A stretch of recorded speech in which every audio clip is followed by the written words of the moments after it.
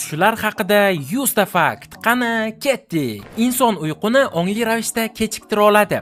4000 metrdan balandda kislorod kamligi sabab uyqu yomonlashadi. Doimiy mashqlar uyquni yaxshilaydi. Inson har kecha tush ko'radi. Hatto esla olmasa ham. Bir kechada odam o'rtacha 5-6 ta tush ko'radi. Tushlar bir necha soniyadan 20-30 daqiqagacha davom etadi. Eng yorqin tushlar REM uyqu bosqichida bo'ladi. REM fazasi bu miya faol bo'ladigan bosqich. REM bosqichi umumiy uyquning taxminan 25% ni tashkil qiladi. Bolalar kattalarga qaraganda ko'proq tush ko'radi. Chaqaloqlar tug'ilgandan boshlab tush ko'ra boshlaydi. Nimani ko'p o'ylab yotsangiz, tushingizda o'sha narsani ko'rasiz. Ongli tushlar qo'rqinchli tushlarga qarshi yordam beradi. Tushlar miyaga axborotni qayta ishlashda yordam beradi. Odamlar uyg'ongandan keyin tushlarning 95% ni tezda unutadi. Tush paytida uyg'onilsa, u yaxshiroq esda qoladi. Uyqu vaqtida miya uyg'oq holatdagidan ham faol bo'lishi mumkin. Tushlar xotira bilan bog'liq bo'lgan gipokamp faoliyati bilan aloqador. Mendeleyev davriy jadvalni tushda ko'rganligi legenda hisoblanadi. Tushlar bilim va ko'nikmalarni mustahkamlaydi. Tushlarda asosan tanish odamlarning yuzlari bilan ko'rinadi. Uyqudan keyin o'rganish qobiliyati yaxshilanadi. Miya butunlay yangi yuzlarni o'ylab topolmaydi.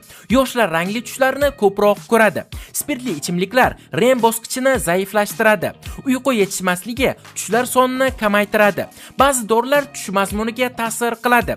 Stress ko'pincha qo'rqinchli tushlarga sabab bo'ladi. Qo'rqinchli tushlardan biri tishingiz uzilib ketishidir. Uyqusizlikdan keyin REM bosqichi kuchayadi. Tush ichida tush ko'rish ham mumkin. Tushlar his tuyg'ularni tartibga soladi. Qora oq televizor bilan ulg'ayganlar ko'proq qora oq tush ko'radi. Tug'ma ko'r odamlar vizual tush ko'rmaydi. Ular tushlarda tovush, hid va teginishni sezadi. Hidlar tushlarda kam uchraydi. Tushda og'riq sezilishi mumkin. Tushda vaqt hissi buziladi. Ba'zi tushlar juda real tuyuladi. Qo'rqinchli tushlar ko'proq tun oxirida bo'ladi. Qo'rquv tushlardagi eng keng tarqalgan hisdir. Eng ko'p uchraydigan holat tushingizda balandlikdan yiqilib ketishdir. Qo'rqinchli tushlar ruhiy travma bilan bog'liq bo'lishi mumkin. Bolalardagi qo'rqinchli tushlar tasavvur bilan bog'liq. Takrorlanadigan tushlar ichki bosim belgisidir. Uyqu vaqti eng qo'rqinchli narsa bu uyqu valashi hisoblanadi. Tushda odam gapirishi yoki baqirishi mumkin. Ongli tush bu tush ko'rayotganligini anglash holati. Ongli tushlarni mashq qilish orqali rivojlantirish mumkin. Bunday tushlarda voqealarni boshqarish ham mumkin. Oddiy odamlarda ongli tushlar oyiga 1-2 marta uchraydi. Ba'zilar har kuni ongli tush ko'rishadi. Ongli tushlar terapiyada qo'llaniladi. Tushda jismoniy mashq qilish ham mumkin. Miya tushdagi harakatlarga real qabul qiladi. Uyqu vaqtida tana deyarli falaj bo'ladi. Bu tushdagi harakatlardan himoya qiladi. Isitmangiz bor vaqtida qo'rqinchli tushlar ko'rasiz. Ba'zan bu himoya ishlamaydi va bu lunatizm deb ataladi. Lunatizm bolalarda ko'proq uchraydi. Tushda kulish mumkin. Tushda gapirish keng tarqalgan holat. Erkaklar tushda ko'proq gapiradi. Ba'zan tush juda uzoqdek tuyuladi. Ayollar tushlarni yaxshiroq eslab qoladi. Tushlar ko'pincha yengil uyg'onish paytida paydo bo'ladi. Uyquda tana harorati pasayadi. Tushda yurak urishi tezlashishi mumkin. Ko'plab kashfiyotlar tush orqali topilgan. Ko'plab film syujetlari tushlardan olingan. Tushlar tasavvurni kuchaytiradi. Rassomlar tushlardan tez-tez foydalanadi. Tushlar muammolarni hal qilishga yordam beradi. Ba'zi odamlar tushda o'z ovozini eshitmaydi. Musiqa tush mazmuniga ta'sir qiladi. Tushlar kasallik belgilarini oldindan ko'rsatishi mumkin. Do'stlar, siz ham YouTube'da o'z kanalingiz bo'lishini xohlaysizmi? Lekin nimadan boshlashni bilmaysizmi? Hozir ko'pchilik shunday xatoga yo'l qo'yadi. YouTube kanalni o'zi ochadi, noto'g'ri nom tanlaydi, dizayn va so'zlamalarni xato qiladi va natijada bunday kanal hech qachon rivojlanmaydi.